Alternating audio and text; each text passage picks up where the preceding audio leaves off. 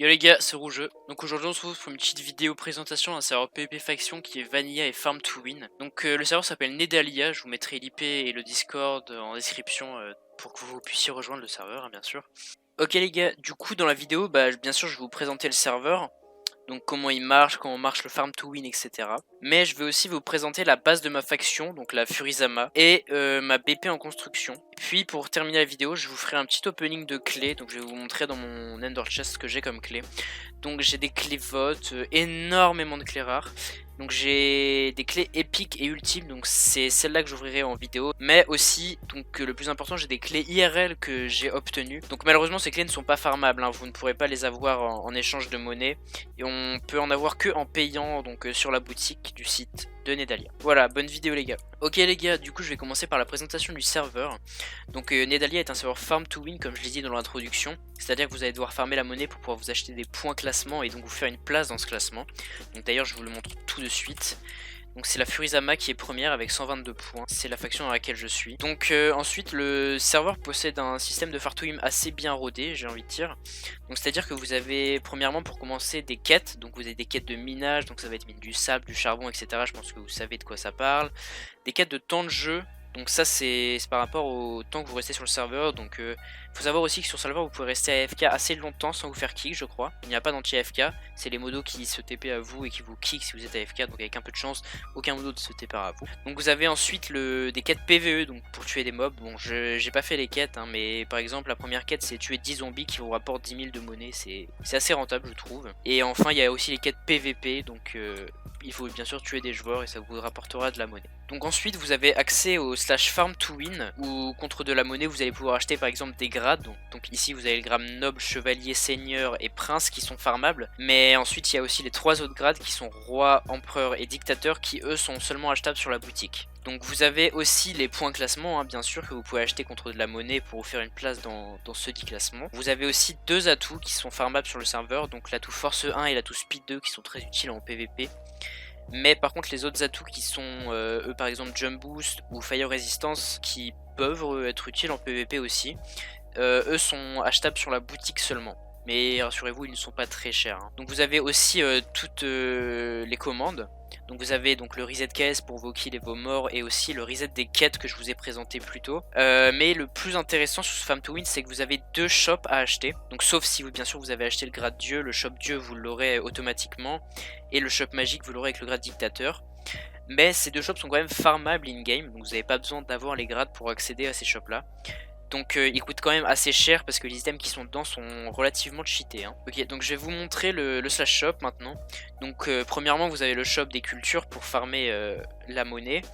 Donc ici vous avez la canne à sucre qui se vend 9, le cactus qui se vend 2.2, donc le melon par contre qui se vend seulement 2.8, c'est pas très rentable. Le plus rentable est le cactus hein, bien sûr, parce qu'il y a sur le serveur les hoppers de farm, donc ça récupère tout ce qui tombe dans le chunk où il est posé. Donc ensuite je vais aussi vous présenter les slash shop magiques et dieux. Donc dans le shop dieu vous pouvez avoir des spawners qui sont en fait vous pouvez avoir quasiment tous les spawners qui sont vraiment pas très chers hein. Vous pouvez le remarquer 1,5 million, 2 millions, il y en a même à 1 million je crois, oui voilà les spawners à squelettes. Donc sur ce shop vous avez aussi des pioches qui sont assez cheatées, donc efficacité 20 jusqu'à efficacité 25 et fortune 25. Mais aussi des épées qui vont de looting 5 à looting 30. Voilà pour le slash shop dieu. Et maintenant le shop magique qui lui est un petit peu moins cheaté au final je trouve. Donc vous avez le hammer qui mine du 3 sur 3. Donc ça mine en fait un cube de diamètre de 3 blocs.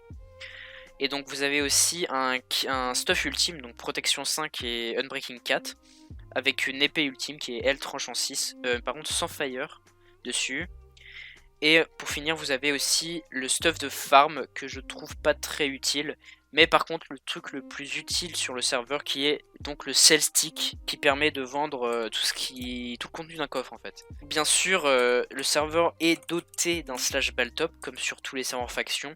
Donc actuellement c'est Mashazox qui est dans la Furizama qui est premier au baltop. Donc le serveur est aussi doté d'un système de duel. Donc c'est à dire que vous allez pouvoir duel les autres joueurs pour gagner de la monnaie. Donc seulement si vous pariez de la monnaie bien sûr hein.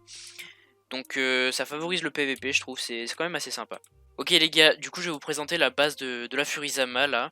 Donc là je suis dans la partie des coffres sécu, donc c'est une base qui est très protégée, hein. Vous pourrez le voir par la suite, il y a énormément de blocs de fer, énormément de couches d'obsidienne, de sable, d'eau, etc. Donc elle est quasiment impillable parce qu'il y a aussi plein d'autres claims autour avec d'autres bases encore, qui sont les BP des autres joueurs. Donc je vais me TP tout de suite à mon home pour vous montrer la récupération des cactus, parce qu'en fait cette base elle est à la fois une énorme farm à cactus mais aussi du stockage de stuff en fait. Donc vous pouvez voir ici tout le stockage. Donc là il y a le stockage d'un seul chunk qui est fait, mais ici vous avez 2 chunks qui sont faits et derrière il y a encore beaucoup de récupération de cactus qui ont été faites. Donc encore la même ici, de ce côté-ci pareil, et une dernière pour finir ici, voilà. Donc là je vais pouvoir monter et vous montrer l'extérieur de là où j'étais au tout début. Donc voilà un peu tout, hein. Il n'y a pas grand chose, il n'y a vraiment pas grand chose encore en stuff, mais le plus intéressant ça va surtout être ma BP où je vais me TP tout de suite. Donc c'est une farm à golem en fait pour pouvoir créer tous ces blocs de fer dont on a besoin pour faire les bases justement. Donc voilà, on a pas mal de spawners à golem, je vais vous les montrer tout de suite. Donc on a 2 étages où les spawners ont été mis en fait. Donc ici vous avez le premier étage avec, je pourrais pas vous dire combien il y a de spawners, je sais pas. Et ici voici le deuxième étage où on peut se mettre AFK et fermer le fer du coup. Donc on a pareil la récup avec, comme pour les cactus, les hoppers de farm qui sont vraiment très utiles. Donc les hoppers de farm, je vous le redis, ils récupèrent tout ce qu'il y a dans le chunk en fait, tout ce qui tombe dans le chunk comme item.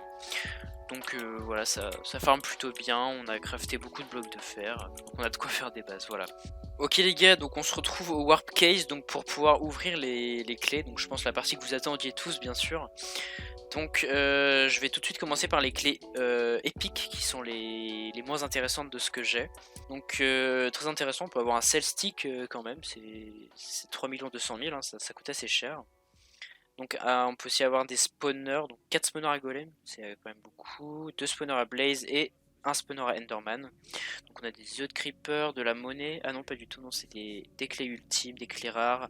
Ah si, 500 000 de monnaie, ce que je disais, des blocs de fer, des blocs d'obsidienne, encore de la monnaie. Voilà, donc on va commencer tout de suite, hein. Okay, donc j'ai eu 64 pommes d'or, 64 diamants, 12 pommes sheets, ça c'est pas mal. Bon, 250 000 c'est un petit peu moins bien. Encore 12 pommes sheets, ça c'est super. 64 diamants, bon ça peut être mieux. 100 000 de monnaie, 250 000 de monnaie, 250 000 de monnaie. 256 obsidiennes, ça va être sympa pour pouvoir faire ma base. Ah bah encore, parfait, encore 256 obsidiennes. Et enfin 256 blocs de fer. Donc je vais poser ça tout de suite dans ma BP et je vous retrouve tout de suite. Ok les gars, donc maintenant on passe aux caisses ultimes qui sont beaucoup plus intéressantes je crois. Donc voilà, on peut gagner des armures de farm, 2 cell sticks, ok oui c'est original. 2 spawners enderman, 4 spawners à blaze, 6 spawners à golem. Une pioche à spawner, une pioche FI20, une épée de looting 15, ça peut être vachement utile. Encore des creepers, des pommes sheets, des blocs de fer d'obsidienne et de la monnaie. Donc on commence direct avec 500 000 de monnaie, ok, encore 500 000 de monnaie, encore 500 000 de monnaie, oui ok. Bon 4 fois d'affilée ça commence à faire beaucoup là, 5 fois d'affilée, ah ok, ça commence à être plus intéressant déjà, on a de l'obsidienne. 1 million de monnaie, ok pourquoi pas. Encore 1 million de monnaie. Donc je gagne que de la monnaie sur ces caisses, c'est pas ouf. Et enfin 4 clés épiques. Bon bah on va aller les réouvrir tout de suite, écoutez. Alors 64 diamants, 256 blocs de fer, encore du fer et 100 000 de monnaie. Bon, on n'aura pas gagné de trucs très bons, très bien sur ces caisses, tant pis. Je vais encore aller déposer ça à ma base personnelle et je vous retrouve tout de suite pour la partie la plus intéressante qui sont les clés IRL.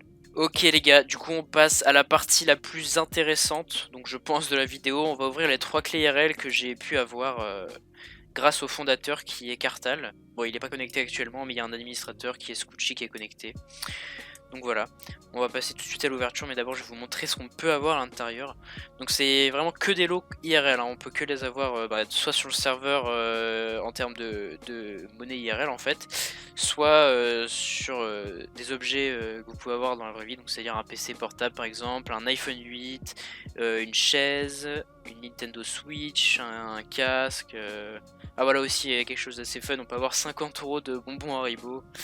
Donc mais je pense que les trucs qu'on a le plus souvent, c'est aussi les 5 € de crédit et les 10 € de crédit qui doivent être assez faciles à avoir. Donc on va passer tout de suite à la première ouverture.